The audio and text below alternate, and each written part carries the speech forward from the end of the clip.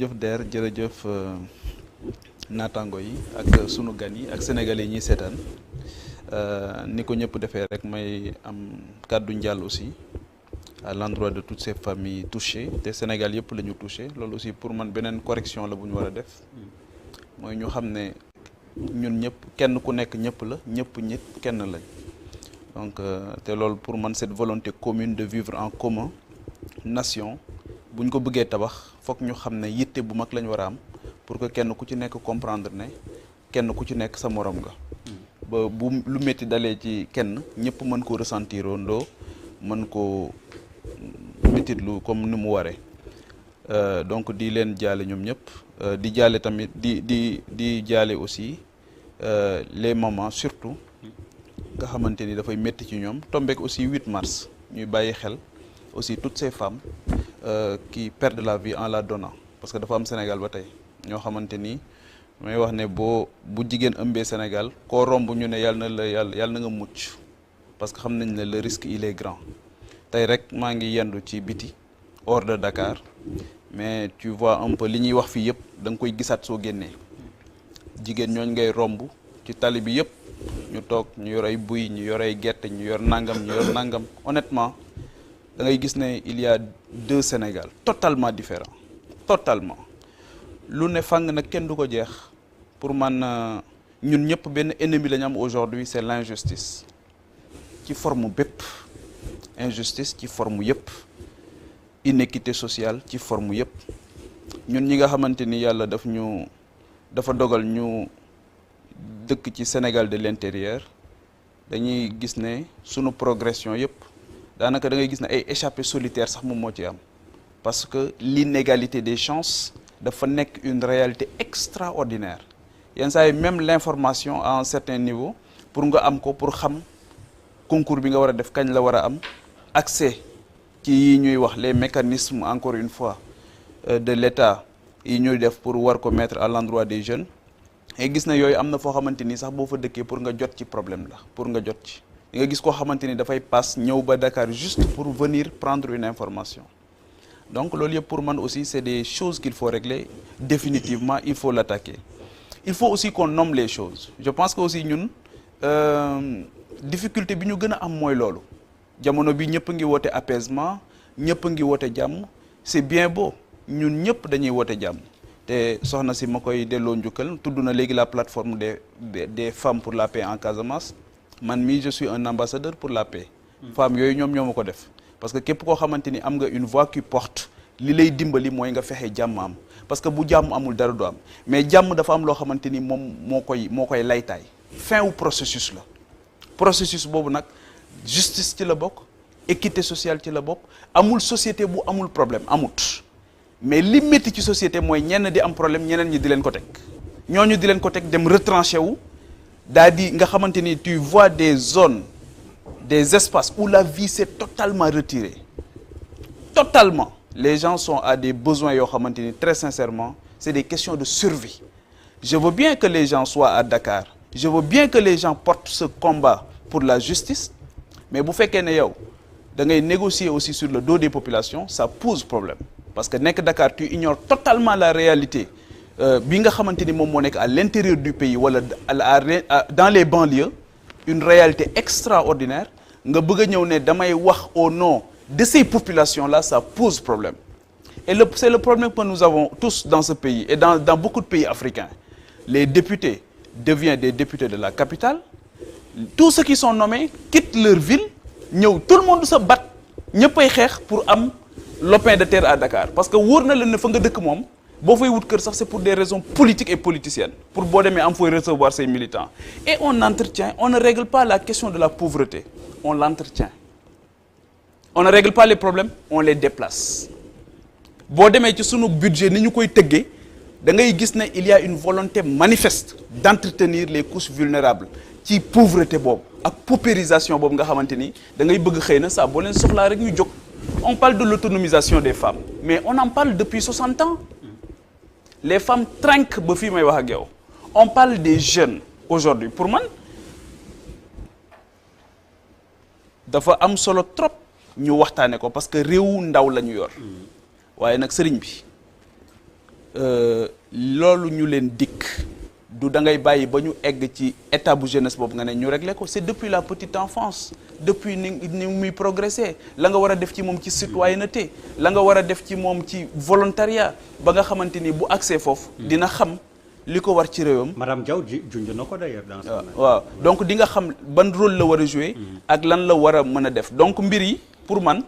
c'est un combat de génération du ku ñu wax nee ñu suñu président Macky Sall waxee nañu les problèmes qu'on a remarqué mën nañ ko régler ci benn at wala ñaari at wala ñetti at c'est pas conforme ak li nga xamante ni moom mooy réalité bi la réalité mooy que ne am na ci loo xamante ni da ngay jeter les bases ñu fas yéene ko régler définitivement moo tax ni nga libalee ce sujet bi nii c'est tellement important plus jamais ça mais le ça c'est quoi plus jamais ça les conséquences wala les causes lépp Pape Djibril lépp donc il faut que ñu d'accord ci le ça si le ça mooy les causes loolu nga xamante ni moom moo jur les conséquences donc nañu régler le waxtaane li nga xamante ni aussi c'est une violence qui s'est exprimée d'une façon malheureuse ñëpp déplorer ko mais tout le monde avait vu venir malheureusement. Charles bismillah. waaw jërëjëf Der dinaa jaar fu ñëpp a jaare di jaale famille yoo xamante ne ñàkk nañ seen ndaw les blessés de quelque bord ñu bokk aussi bien des manifestants que yoo xamante ne ñu bokk ci takk der yi les hommes détenus di laaj aussi que quand même une enquête soit menée parce que quand même il faut que ñu def une enquête sur les morts des choses yoo xamante ne qui se sont passées qui sont inacceptables faaw mu leer et ça doit aller jusqu'au bout c'est bien de passer de parler tey d'apaisement man duma perdre sama temps ci yooyu parce que certains ont voulu que ça se passe comme ça il y a eu des morts fii laa fi toog wax il y a eu des morts donc man duma ñëwaat ci loo xamante ne def nañ ko ba pare quoi ku nekk ci sa conscience boo amee sa conscience da ngay xam loolu teg da nga ne plus jamais ça je te dis c'est désormais ça c'est-à-dire que il va falloir quand même qu'on se dise des vérités et ça commence par ça d'abord pour moi commencer par les jeunes dans le pays les jeunes ne rêvent pas ils vivent dans le cauchemar mënoo nekk ndaw di am problème mu emploi ce n'est pas possible sa place fan la sa place bu nekkul école lycée mu nekk centre de formation pour au moins nga am benn métier boo xamante ne da lay may dans le cadre de l'entrepreneuriat nga mën ko def sa place lan la transmission de la connaissance nu la koy jox langue boo xamante ne ba ngay jógee say parents di ñëw école nu la koy teg ci français mu nekk sa premier traumatisme psychologique ba ngay dund ça fait 60 ans que des gens disent parmi les hommes les plus intelligents que le Sénégal ait produit Cheikh Anta Diop ñuy teg di perte suñu temps di jox xale yi loo xamante ne déperdition xale bi wala moo egg troisième ou day ñëw dugg déggul français parents yi dégguñu français mu ñëw ñu koy làkk français ou il ne veut plus jamais entendre parler de la connaissance et du français et c'est ce qui fait que aujourd'hui mënatoo def émission en France ci biir dëkk bi te ñoo waxuñu la def ko en wolof parce que nit ñi comprendre mais nit ñi bu ñu comprendre français te jàng lu ñuy jàng en français lu ñuy def fu ñu jëm c'est quoi l'avenir de ce pays là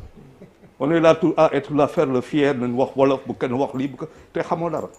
foo jëm demoo fenn on t'apprend pas les mathématiques on t'apprend pas les sciences on t'apprend pas la médecine on t'apprend rien en wolof nga bëgg a yow tey man mën naa fi toog ku ma gën a dégg wolof di ma balbati ping pong ma def la lu ma neex pour la seule et simple raison que dégguma ko jànguma ko et pourtant dans ma structuration je sais le faire dans les concepts je sais les développer mais en wolof je vais me faire avoir donc faaw ñu toog ñu waxaat alors plutôt que toog ñuy waxaat faaw ñu toog ñu jëf tu dis plus jamais ça c'est désormais ça on se regarde dans le blanc des yeux qu'est-ce qui nous est arrivé xanaa nag du ñu toog fii di wax apaisement te du ñu wax ce qui nous est arrivé ce qui nous est arrivé ce sont des gens yoo xamante ne c'est vrai je suis tout à fait d'accord avec ce que dit c'est Sophie Sophie waaw Sophie Gueye tout à fait d'accord avec vous tout à fait d'accord couche bu nekk manifestation bu nekk centre d'intérêt bu nekk mais tout ce qui s'est passé faut que ñu analyser ko moi je suis d'accord qu'on à la limite mën naa comprendre ñu saquer ñu piller mais pourquoi on brûle c'est quoi le projet derrière tey fii il y a des gens qui ne peuvent plus vendre du matériel qui ne peuvent plus vendre de l'alimentaire des importations vont augmenter ça profite à qui faaw ñu toog waxtaan faaw que les enquêtes se fassent jusqu'au bout faaw qu'on aille voir les téléphones les conversations téléphoniques qu'on aille chercher ce qui a été dit et comment ça a été dit je pense que c'est ça un État c'est vrai que concession oui mais concession sur quoi sur le mou consensus mou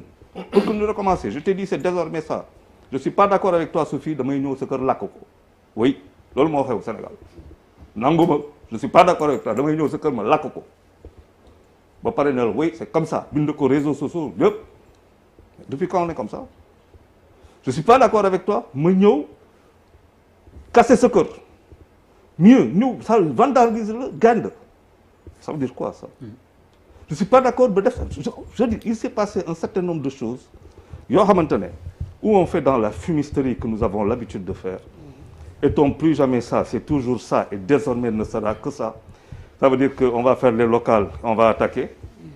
parce que des gens kontaan ñu ces résultats yi ñu jox on va faire des législatives 2022 ñu attaquer ñu dem présidentielle boo xamante ne nag saa waaye foog ñu wax ko parce que tam lu ñuy dund nii je suis tout à fait d'accord que si les gens avaient réagi en leur temps parce que un peuple aussi c'est sa couardise yoo xamante ne peuple doo ragal doo xaar ba li dem ngay commencer di wax nous avons fait un référendum en 2016 sénégalais yi voté ko mu leer si ñëpp wala leerul si ñëpp parce que bu leeree si ñëpp on peut pas parler du troisième mandat faut qu'on se dise les vérités bu leeree si ñëpp on peut pas parler du troisième mandat et pourtant ñoo agité troisième mandat ñëpp ne teg complice silence coupable de tout le monde 31 décembre président de la république wax journaliste yo ba ku fi wax troisième mandat boo bokkee ci gouvernement ne président bokku ñu daxal ku fi wax troisième mandat boobu nga waxee ko noonu amul coow pare ñu dencal ñu téye la voilà des choses yoo xamante ne qui doivent être claires les politiques sont là pour faire 5 ans un mandat par rapport à leur nomination ou leur élection et ils s'en vont pour la seule et simple raison que comme l'a dit Sophie c'est pas eux qui ont le monopole de la connaissance transfuse ba pare ñu war a gérer le pays ce n'est pas possible tout ce que nous avons vécu dafay démontrer benn malaise dëkk boo xamante ne dafa tas dans ce pays il va falloir fondamentalement qu'on se dise est-ce que waa armée war nañu continuer di voter c'est une question que moi je mets sur la table parce que boo toogee tey dans les casernes on ne parle que de politique et ça je tiens ça de plusieurs de militaires de gendarmerie on ne parle que de politique les hommes de tenue doivent servir la République parce que ce qui s'est passé les faiblesses incroyables yoo xamante ne noté nañ ko ci biir les opérations yoo xamante ne gis nañ ko ci kaw le terrain mais c'est des opérations qui donnent quand même certaines idées par rapport à leur déroulement par rapport à leur opérationnalité par rapport même à leur projet et stratégie c'était quoi derrière nga xamante ne que du fi xew dañ ko planifier moi j'assume ce que je dis dañ ko planifier dañ ko orchestrer ñëw ba fii vous savez moi dootuma xale la retraite c'est bientôt le grand jour de ma souffrance moom mooy toog su may mbokk mu nekk États-Unis René Lake maa ngi koy nuyu ñëpp su ma yaay 88 ans di ma woo téléphone 2 heures du matin c'est-à-dire je pour la seule et simple raison que ñoom ñëpp dañu ragal quoi c'est-à-dire qu'on en arrive à ce que Bouba c'est pareil ça doit être pareil boo génnee rek sa soxna woo la 40 000 fois ne la ñibbil ñu ne loolu lañ bëgg ci Sénégal c'est ça qui va régler ce problème dans ce pays-là et on veut là dire ay apaisement ay concessions non on est en train de on ne règle pas un problème en ne le tranchant pas tey je pense que si lu ma jàng si lu ma gis faw que militaires yi ñooñu ñëpp tous les hommes de tenue là la question pour moi elle s'impose ils redeviennent des républicains ils ne votent pas ça n'engage que moi les jeunes 11 millions chaque fois je le dis nous avons 70% de jeunes qui ont moins de 30 ans c'est 11 millions de Sénégalais 44% des Sénégalais ont moins de 15 ans est-ce que les gens s'en rendent compte 44% des Sénégalais ça veut dire près de 8 millions de Sénégalais plus de 8 millions de Sénégalais ont moins de 15 ans ngeen bëgg ma nekk y a un problème dans ce pays-là mais parce que tout simplement ñoo xamante ne ñoom ñoo war a diriger parce que le grand problème de ce pays-là aussi faaw ñu wax ko tu ne commences à servir ton peuple que quand tu te retrouves au sommet de l'État oui c'est quand tu es en haut là nga gis 16 millions de Sénégalais nga xam seen problème mais quand tu n'as pas 16 millions de problèmes de Sénégalais en face de toi tu n'as pas 16 millions quand lu ñuy def ces enrichissements sans cause pourquoi faut-il que ñu xaar que nit ki pare le pouvoir pour ñu ñëw porter ko lu mu tudd yóbbu ko def fi ay procès alors que le gars pendant tout le temps il a pu faire tout ce qu'il voulait en dilapidant l'argent du peuple mais on se moque pourquoi faut-il que président de la République taxaw di la ne moi les dossiers je le mets sous le coude mais au nom de quoi comment le président de la République peut regarder les Sénégalais dans le blanc des yeux ne leen vous vaccinez pas je donne les vaccins les brassards vous les portez je ne les vois pas C'est-à-dire, je prends l'argent, je fais. Je suis désolé. C'est l'État qui fait, c'est pas je. On a fait la dégueule, médiateur de la République, parler à la première personne de. C'est un très bon discours. Je suis désolé. La République, elle ne parle pas comme ça. Il va falloir que nous donnions à la République ce qui appartient à la République. Nous disons au peuple ce qui appartient au peuple. Nous disons à l'opposition ce qui lui appartient. Vous faites qu'un temps, nous sommes dans un pays où plus personne ne respecte les institutions telles que moi je l'ai vu. Dans ce pays-là, nous disons parce que pour moi, bon, tout le reste, c'est du verbiage. Ok, respect des institutions, foofu la daanele bu ñu ko temps bi permettre dinañ ci dugg. Malal, à toi. xam naa ne yow comme yaay représente li ngeen di waxee seen termes yi banlieue